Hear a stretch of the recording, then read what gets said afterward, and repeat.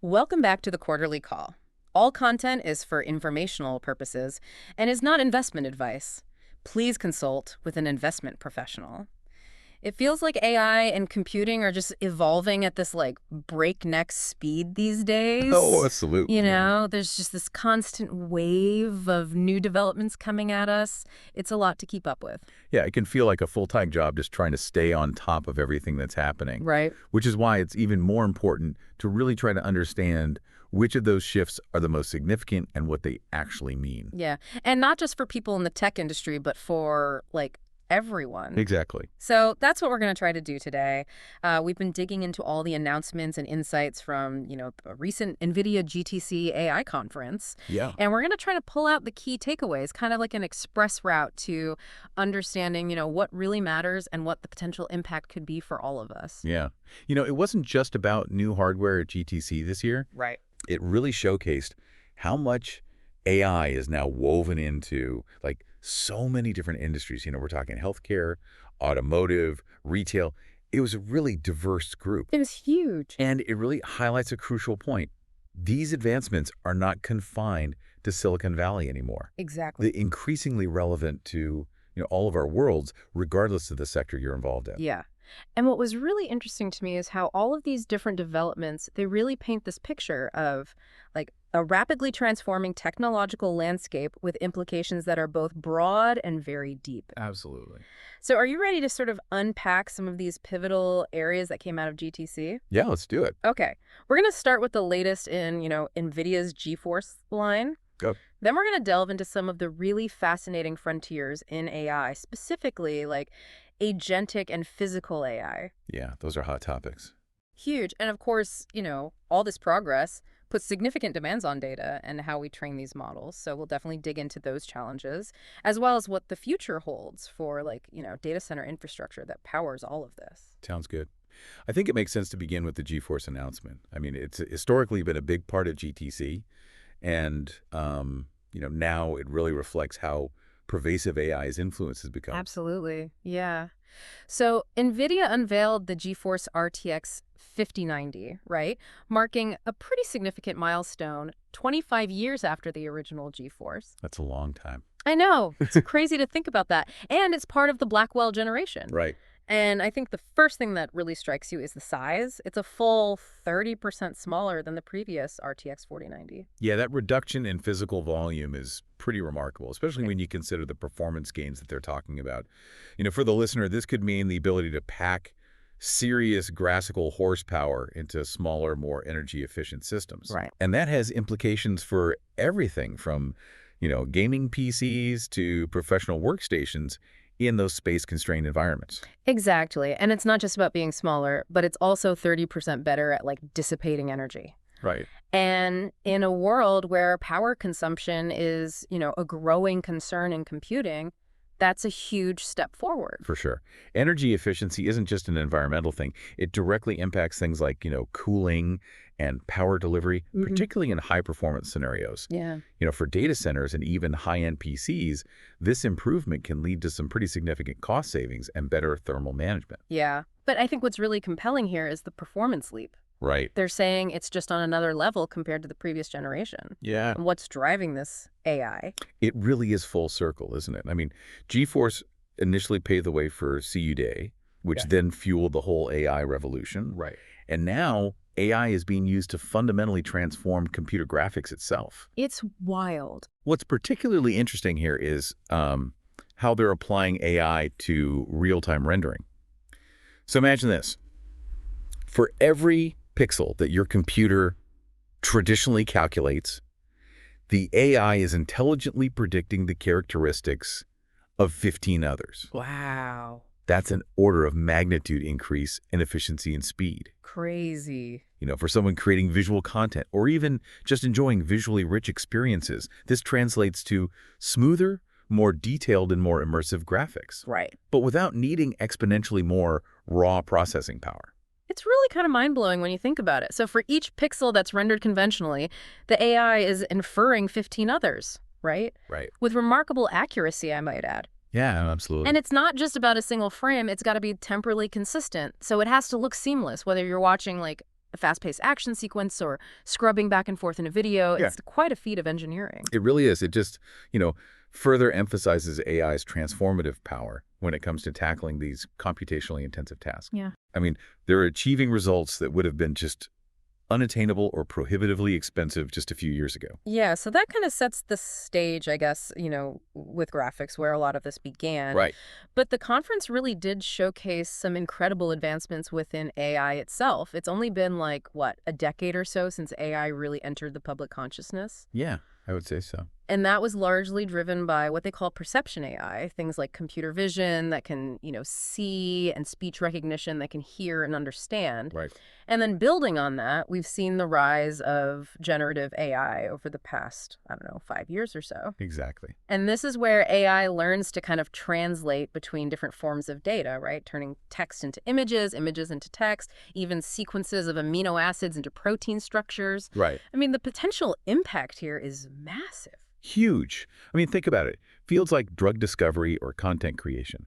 It's allowing for the rapid generation of new ideas and solutions. It's like a whole new paradigm of computing, right? We've gone from a model where we primarily retrieve existing information to one where the AI can understand context and generate responses or new data based on its learned knowledge. Yeah. And if needed, it can even dynamically retrieve information to enhance its understanding before it generates an output. It's just a profound shift from a passive data lookup to an active creation process. It is. It's really a transition from retrieval-based computing to a generative one. Right. AI is no longer just a sophisticated data librarian. Right. It's an active participant in actually creating information. That's a great way to put it, but the innovation hasn't stopped there. We've seen, just in the last couple of years, a leap forward with what they're calling agentic AI. Yes. And this is where AI gains a degree of autonomy. Right. It can perceive and understand its environment, reason about how to achieve specific goals, and then plan and execute actions to reach those goals. It can even learn to use external tools. I think about it like navigating websites to find data or, using software interfaces. Yeah. Right, exactly. By understanding different types of information. So agentic AI represents a really significant step towards more intelligent and autonomous systems. It does. It's not just about generating content or identifying patterns anymore. It's about AI that can actually think and act independently to solve problems. Right. Think about fields like customer service or, complex project management. We could see AI assistants that can truly understand your needs and proactively take steps to address them. Yeah, that's a huge change. And then building on this idea of AI that can reason and act, we're already seeing the emergence of what they're calling physical AI, right? And this is really the key to unlocking the full potential of robotics. Yeah, for sure. This involves AI that has an understanding of the physical world, concepts like friction, inertia, cause and effect, even just the permanence of objects. It's critical. Yeah, it's absolutely critical for developing robots that can operate effectively and safely in real-world environments. Absolutely. Physical AI is essentially bridging that gap between the digital intelligence of AI and the complexities of, the real world. I mean, for people in manufacturing, logistics, even healthcare, this could lead to robots that are far more adaptable and dexterous. Yeah. Capable of performing these intricate tasks alongside humans. Yeah, and I think what's so interesting is, you think about each of these stages, from perceiving the world to generating new content, Right. then to acting autonomously, Yeah. and finally interacting with the physical world. It just unlocks new possibilities and attracts like a wider array of collaborators and industries. And it's clear that this ability to tackle more complex challenges is fueling this intense interest and growth. Yeah. And underpinning each of these waves of AI innovation are three kind of fundamental challenges. Okay. The data problem, the training problem, and the scaling problem. Okay, let's talk about that. Let's start with scaling, because it seems like there's been a pretty big shift in understanding there. There really has. Ah. The computational resources required for AI, especially with like agentic AI and its capacity for reasoning, are way greater than anyone expected. Maybe even 100 times more than what people projected just a year ago. That's wild. It is. 100 times. And this is largely driven by the nature of reasoning, right? Exactly. Agentic AI needs to break down complex problems into like smaller, manageable steps, explore potential solutions, and then verify that its conclusions are accurate. Yeah. That whole process just requires a ton of computation.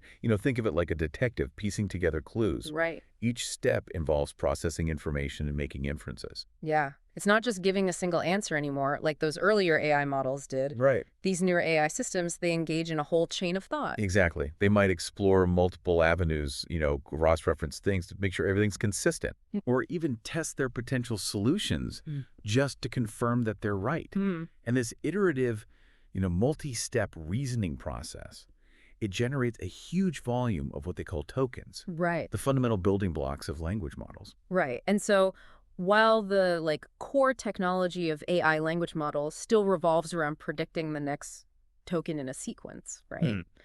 The context around that prediction, the reasoning process itself, that's what's become so much more involved and so much more computationally intensive. Exactly. And that's leading to this, dramatic surge in the number of tokens generated and the overall computing power that's required. Right. And it's not just the quantity of tokens either. The AI models themselves are becoming increasingly sophisticated, Right.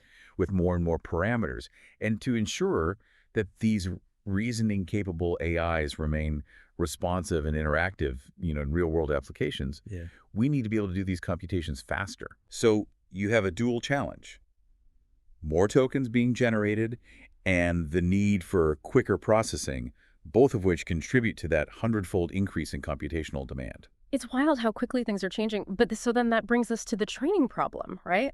How do you effectively teach an AI to reason and execute these complex chains of thought without just relying on, mountains of human annotated data or direct human supervision? It's a big question. It is a huge question. I mean, there's a limit to the amount of labeled data and human demonstrations that we can practically provide. Right. And that's where reinforcement learning has been a game changer.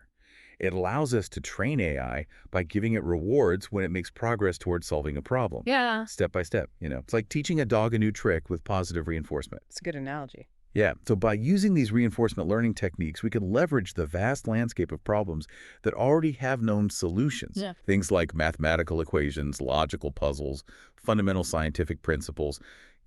We can generate millions and millions of these examples. Yeah. And give the AI just countless opportunities to practice, to learn from its mistakes. Yeah. And to refine its problem-solving skills. So you're basically taking a diverse range of topics, generating this enormous number of examples, and letting the AI try to come up with solutions, repeatedly. Right. And each attempt can generate tens of thousands of tokens as the AI reasons through the problem. It can. So this quickly adds up to trillions upon trillions of tokens just to train these advanced models effectively. Yeah. And reinforcement learning offers a way to generate that massive amount of synthetic data and automate, a huge portion of that teaching process. Exactly. So the sheer scale of, the computation that's required for both training these AI models and for inference, which is, using them in the real world. Right. It's a big challenge. It is. But it's also a huge opportunity for the computing industry.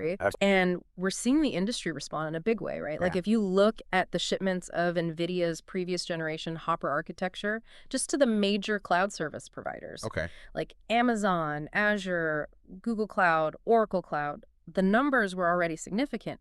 But the projections for the initial shipments of the new Blackwell architecture, it's astonishing. Yeah, it really signals that AI is at this, major tipping point. Yeah. It's not just more capable, but also far more widely adopted and utilized. For sure. And that growth in AI infrastructure is being mirrored across the entire data center landscape. Analysts are predicting this, massive surge in capital expenditure for data centers globally. Yeah. They're saying potentially reaching $1 trillion by the end of the decade. It's crazy. And this reflects this fundamental shift that we're seeing in how computing is done. Exactly. And it seems like there are two main forces driving this. First, it's a shift in how we approach computing, right? We're moving away from traditional software running on, general purpose CPUs towards this machine learning software that runs on, specialized accelerators like GPUs.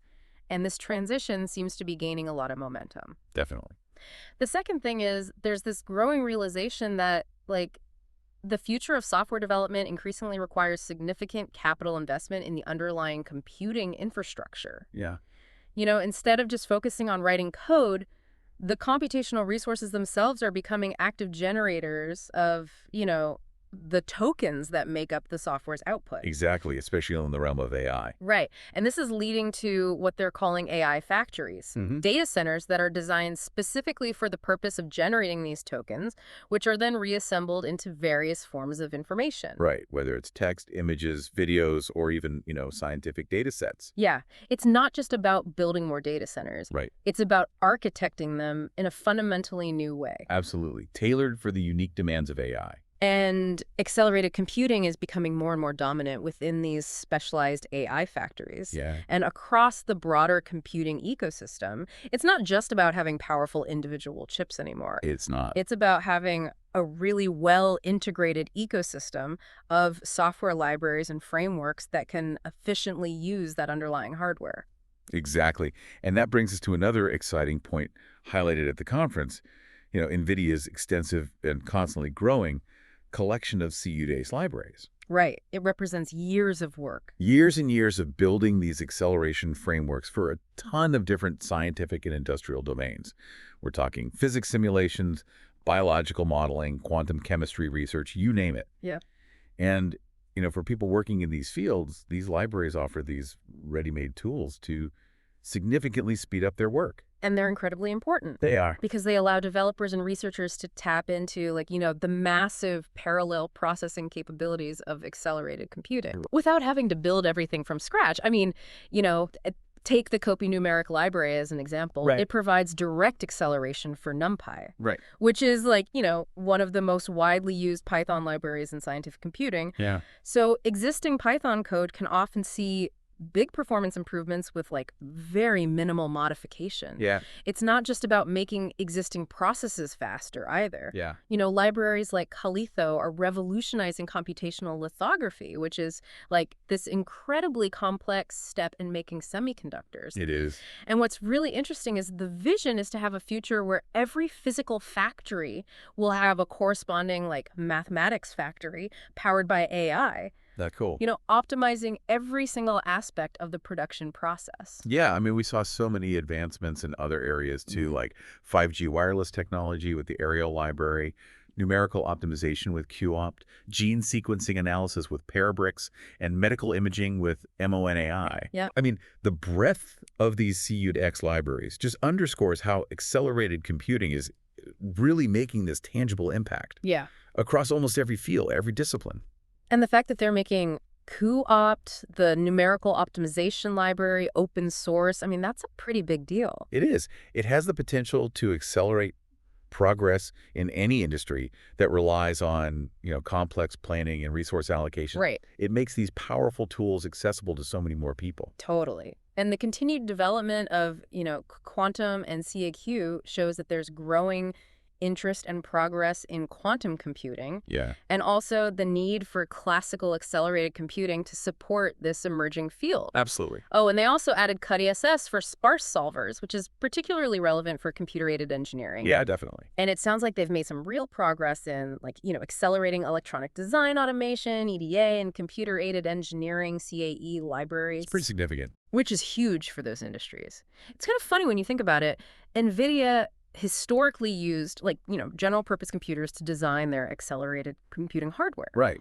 But now with these super optimized libraries, the whole industry is basically poised for a huge speed up in innovation. Yeah.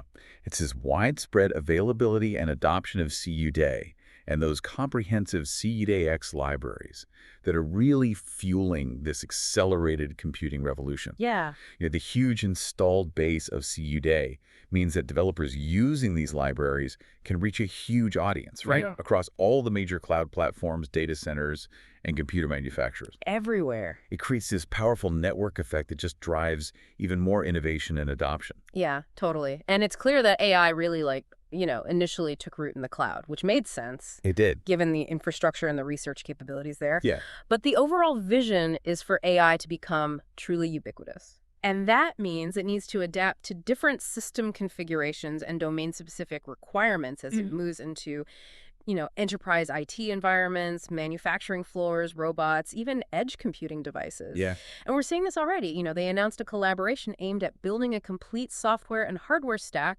for radio networks. So essentially bringing AI to the very edge of our communication infrastructure. Yeah, and considering how much money is invested in radio networks every year globally, integrating AI into that infrastructure could drastically improve efficiency, performance, and the whole user experience. Yeah, for sure. And the application of AI to autonomous vehicles has been a major area of focus for a while, from the intensive data center training to the in-car processing that lets them make real-time decisions. It's a complex system. NVIDIA's technology is a key component for many companies in this space. And that recent partnership with General Motors to develop their future fleet of autonomous vehicles, that's huge validation of this work. It is. It covers AI for manufacturing processes, enterprise operations, and those core in-car intelligence systems. Yeah. For the listener, this signals that we're continuing to push towards safer, more efficient transportation.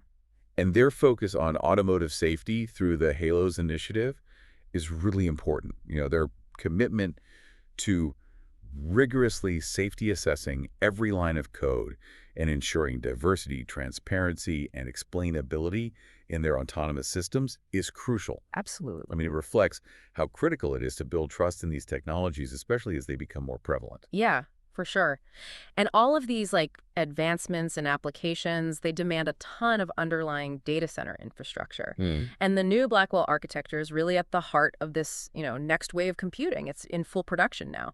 And the conference highlighted some of the fundamental changes they've made to the computer architecture. Yeah, to really achieve the scale-up and performance that's needed. Yeah. So that move from an integrated NVLink, which connects GPUs, to a disaggregated NVLink architecture, coupled with the increase in liquid cooling adoption, those are some really crucial design changes.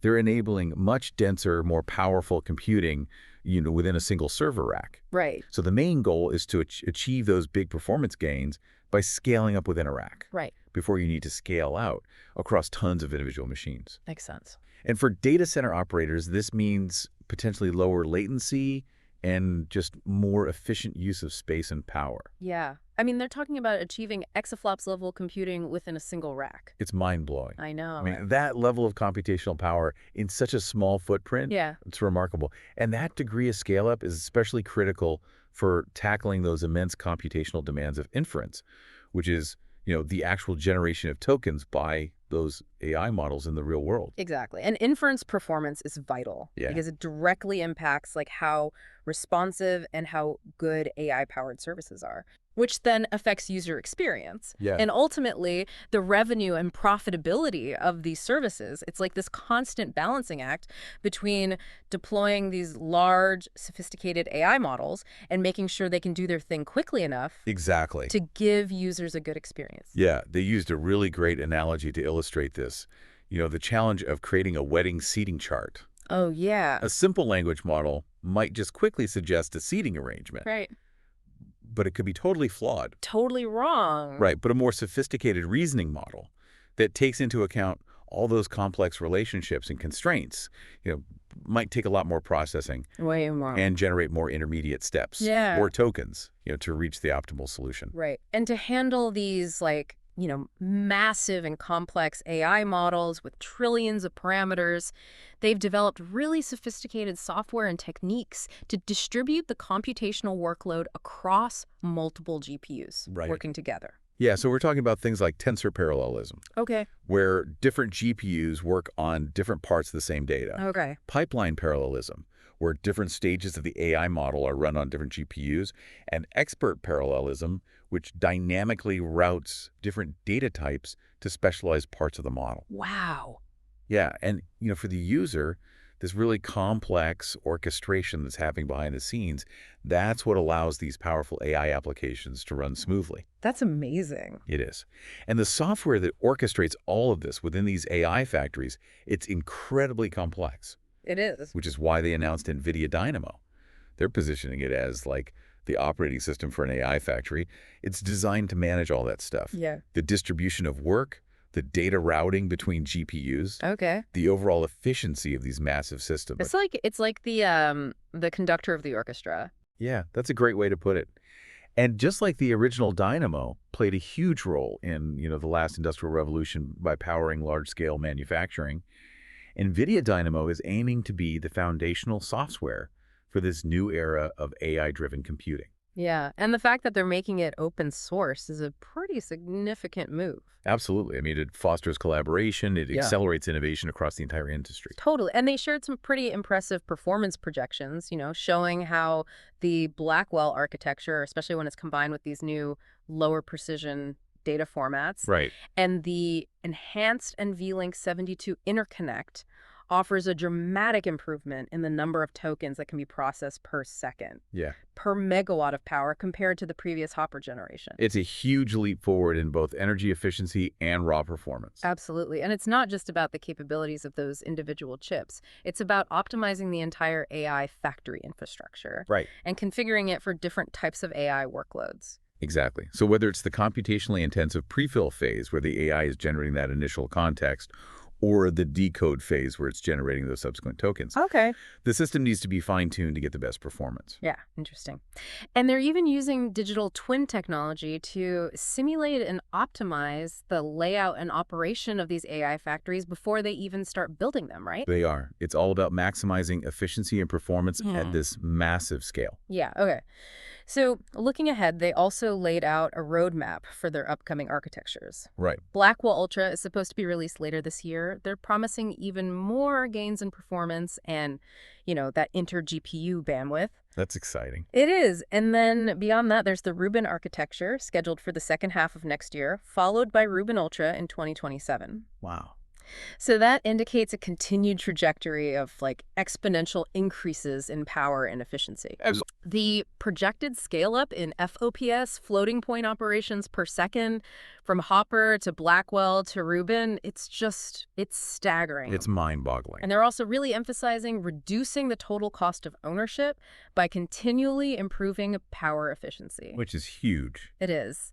And to support all of this, the massive scaling of AI infrastructure, potentially involving hundreds of thousands, even millions of interconnected GPUs, they're also making some pretty significant strides in networking technologies. Yeah. Their Spectrum X Ethernet platform is, gaining traction in enterprise environments, and they're pushing the limits of high-speed interconnect technology. Absolutely. And a key breakthrough here is the development and deployment of silicon photonics. Right. So traditional electrical transceivers, they use a lot of power and can become a bottleneck at these extremely large scales. Exactly. So NVIDIA has developed this co-packaged silicon photonics system that integrates optical transceivers directly with the silicon chip. Right. Which significantly reduces power consumption and increases bandwidth. It does.